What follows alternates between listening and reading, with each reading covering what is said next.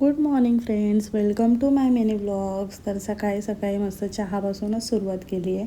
चहा वगैरे झालं आहे आणि एकीकडे मी लगेच तांदूळ दळायला टाकले मशीनमध्ये आणि मग त्यानंतर लगेचच मी भाजीला फोडणी देऊन घेतली आहे आणि भाजी एकीकडे शिजत ठेवली आहे. तोपर्यंत लगेचच मी चपाती बनवून घेतली आहे आणि चपाती बनवून झाली, जेवलो वगैरे आणि इव्हिनिंगला मस्त फ्रेश वगैरे झालो आणि इकडे मी घेतली होती गार्लिक प्रॉन्स बनवायला.